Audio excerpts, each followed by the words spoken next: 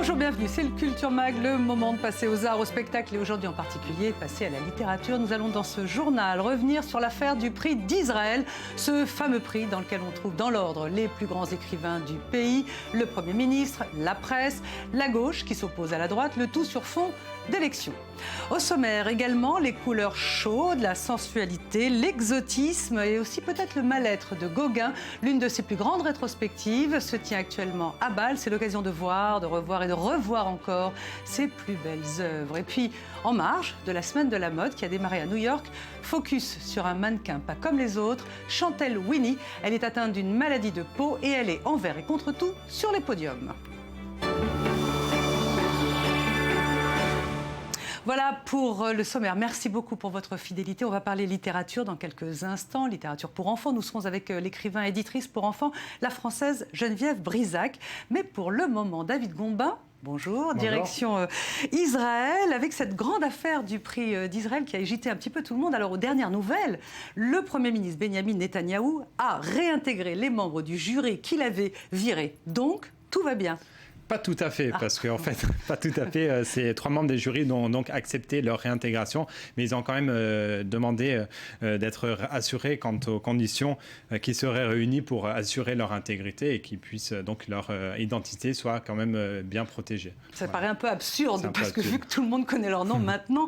Mais David, si vous voulez bien, revenons un peu sur cette affaire du prix d'Israël, parce qu'on a lu tout dessus et c'est un peu un imbroglio qui agite le pays. Alors, je vais un petit peu résumer pour vous. La semaine dernière, le 10 février, Benjamin Netanyahou, qui est Premier ministre, mais également ministre de l'Éducation, a apposé son veto quant à la nomination de 3 membres du jury qui donc décide et qui nomine le prix d'Israël, Avner Holtzman, Ariel Hirschberg et Chaim Sharir, qui est un cinéaste, tout simplement parce qu'ils étaient beaucoup trop à gauche à son goût. Donc forcément, dès le lendemain, c'est le tollé général. Bibi se justifie en les nommant une clique de gauche antisioniste. Par solidarité, c'est l'ensemble du jury qui démissionne et enfin l'ensemble des candidatures qui sont retirées. Bref, le grand prestigieux prix d'Israël est réduit à néant.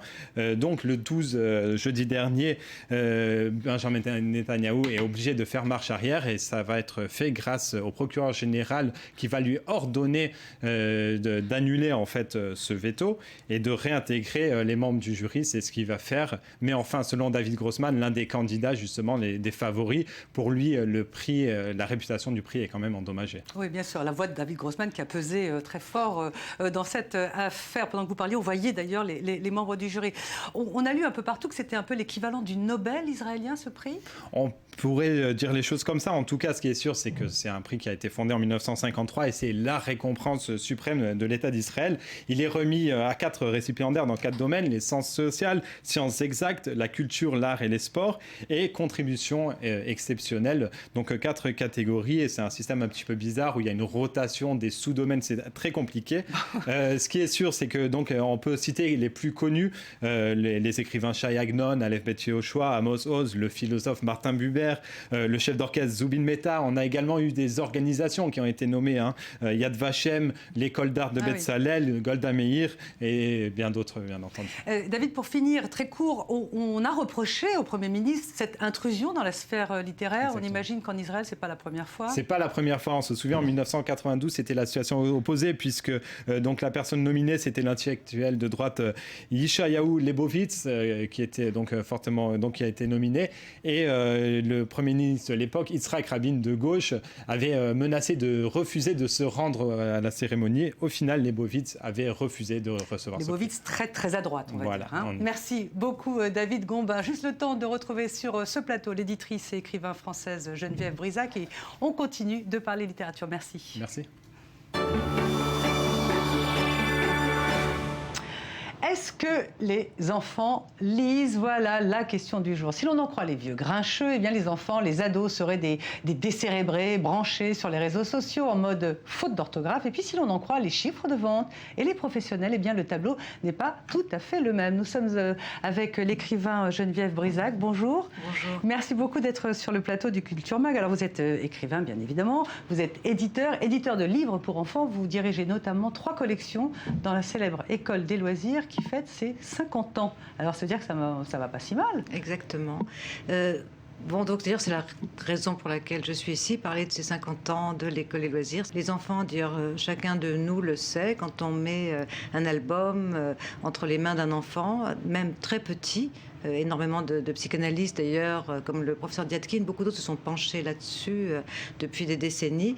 Eh bien, il est content, il est heureux et on peut partager des moments de rêverie, des moments de chaleur aussi. Alors, mais parce qu'on dit enfant, on imagine tout de suite un petit garçon, une fille de 4, 5, 6 ans, mais bon, après on passe à la vitesse supérieure. Mais ce que je disais en préambule, c'est que voilà, là on voit les images du Salon du Livre de Montreuil, ça cartonne. Le salon, c'est en France, mais ça cartonne. Donc il y a un public, il y a un marché, donc ça marche. Alors, ce qui s'est passé, c'est qu'il y a une trentaine d'années, disons, il y a eu une révolution dans le livre pour enfants. Des gens dont je faisais partie se sont rendus compte que les livres qu'on proposait aux enfants étaient vieux, surannés, ennuyeux, décalés par rapport à notre époque.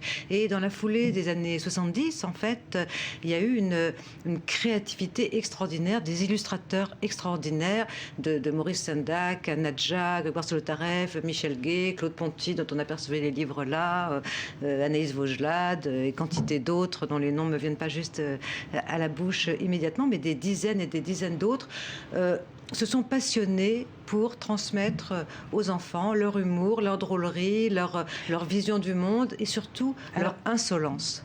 Oui, parce que bon, alors on parle des petits-enfants, on va parler ensuite... Mais il n'y a pas de différence, en fait, Valérie, entre les petits-enfants et les grands-enfants. Un gamin de 15 ans avec une capuche et un iPhone, c'est pas tout à fait la même chose qu'un petit blondinet sur vos genoux. Pour nous. Mais pour nous, oui. Cet enfant de 15 ans à capuche, que ce soit une fille ou un garçon, s'il a été nourri de livres, au moment surtout où il apprend à lire, je crois que les premières lectures, le moment où on découvre ce bonheur incroyable qui est d'être devant une page incompréhensible, de passer à travers le miroir et de comprendre le monde qui est à l'intérieur, c'est une expérience qui, une fois qu'elle a été faite, ne s'oublie jamais. C'est Graham Greene, je crois, qui disait que c'est les livres qu'on a lus enfant qui vous laissent la trace la plus profonde. Et si vous réfléchissez pour vous et les téléspectateurs aussi, vous dites c'est vrai, au fond, les livres qui m'ont le plus marqué, c'est les histoires comme ça de Rudyard Kipling, c'est Les Mystérieuses ou c'est Les Contes du Chat Perché. D'où l'intérêt qu'il y a d'ailleurs, pour revenir à ce que moi je fais, puisque c'est pas ça dont je m'occupe, mais des textes, des histoires, l'intérêt d'écrire des histoires qui laissent aux enfants une empreinte inoubliable. Moi, je rencontre des gens aujourd'hui qui ont 35 ans et qui ont lu, quand ils étaient enfants, des livres que publiaient déjà, parce que le temps passe vite justement dans la jeunesse, à 10 ans, ils lisaient des livres que je publiais déjà, et donc Judy Blume, et donc Robert Cormier, et donc, je sais pas, d'innombrables auteurs. Quand on est un adulte. Geneviève Brisac, c'est vous qui avez convaincu Aaron Appelfeld, le grand écrivain israélien, de faire son premier livre pour enfants. Alors, je connais Aaron depuis longtemps. Et chanceuse. Chanceuse. Voilà, et il publie, ses romans sont traduits en français, publiés aux éditions de l'Olivier, qui est aussi ma maison d'édition, où je publie moi-même mes romans.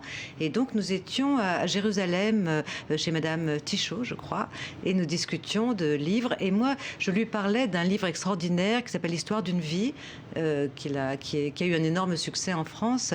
Et je lui disais que je trouvais que c'était vraiment l'atmosphère, la magie, les sensations d'enfants qu'il raconte dans ce livre, qu'il raconte aussi dans un autre roman qui s'appelle Le garçon qui voulait dormir.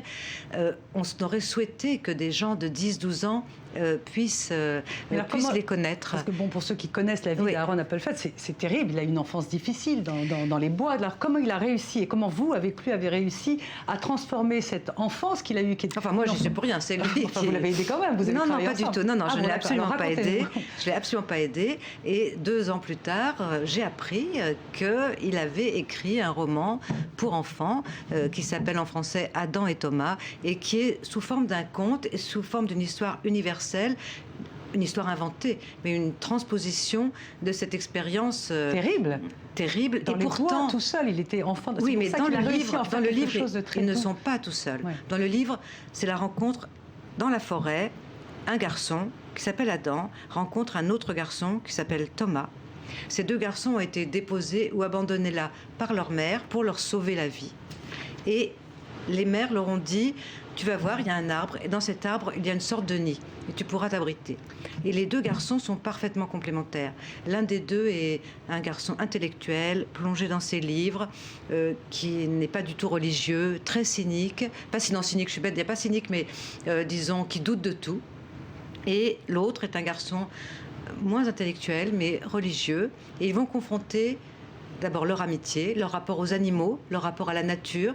L'un d'entre eux, évidemment, a plus de facilité pour trouver les choses qu'on peut manger dans les bois. Et puis l'autre a plus de facilité pour réfléchir à qu'est-ce qu'on va devenir. Mais surtout, ils deviennent amis. Et le livre montre comment on peut être différent et se comprendre parfaitement et complémentaire.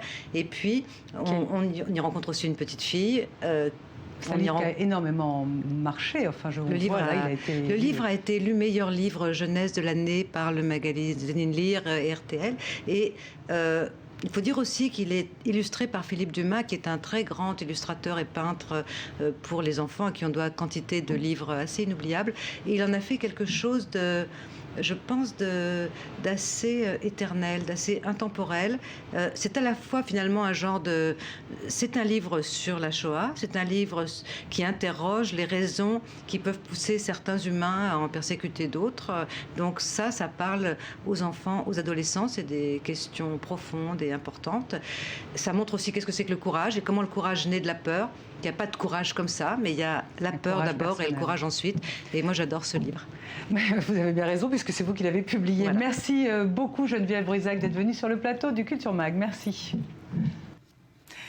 Voilà, c'est une interview qui a été enregistrée avant ce journal. Dans quelques instants, focus sur Chantal Winnie, le mannequin qui agite la Fashion Week de New York. En attendant, allons voir l'expo Gauguin. C'est le highlight du jour. David Rombin.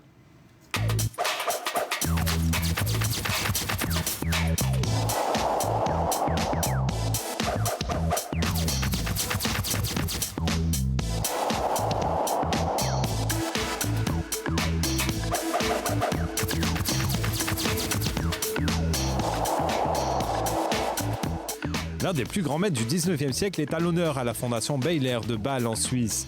Paul Gauguin, grande figure du post-impressionnisme, chef de file de l'école de Pont-Aven, est connu dans le monde entier pour ses toiles colorées, datant d'abord de ses séjours en Bretagne, puis de sa vie en Polynésie. D'abord à Tahiti et ensuite dans les îles Marquises, en liant culture et nature, en mélangeant exotisme, sensualité et images du bonheur lointain, Gauguin est parvenu à faire rêver des générations entières. Plus d'une cinquantaine de chefs-d'œuvre rassemblés pour la première fois en Suisse grâce à des prêts du monde entier. Orsay à Paris, le MoMA à New York, le Tate à Londres, pour ne citer les plus grands. Tous ont contribué à faire de cette exposition exceptionnelle un incontournable pour tous les amateurs d'art.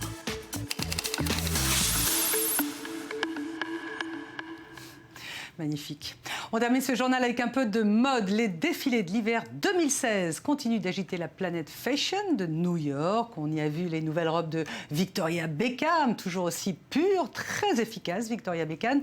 Et puis, on y a également vu la fameuse wrap dress de Diane von Furstenberg en version manteau, pas mal du tout aussi, avec ses couleurs rouges. Mais celle qui a marqué les podiums, c'est la ravissante Chantal Winnie. Sandy Fortis vous dit pourquoi. En backstage d'un défilé, on dirait un mannequin comme les autres, et pourtant, Chantal Winnie est loin d'être un top modèle ordinaire.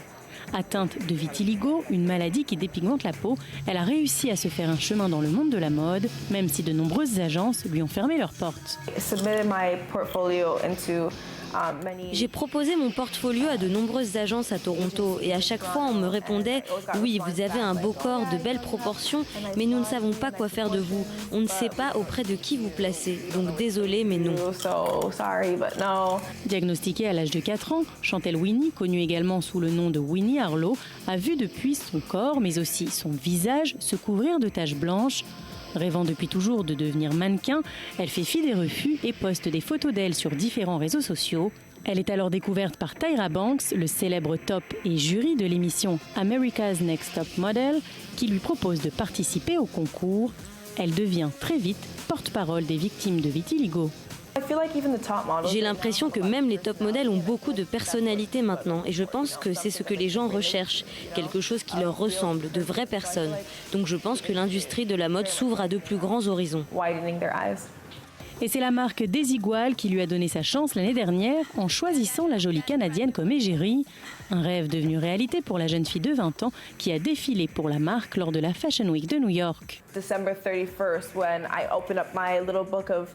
Tous les 31 décembre, j'ouvre mon petit livre et j'y note tout ce que je souhaite accomplir pendant l'année qui arrive.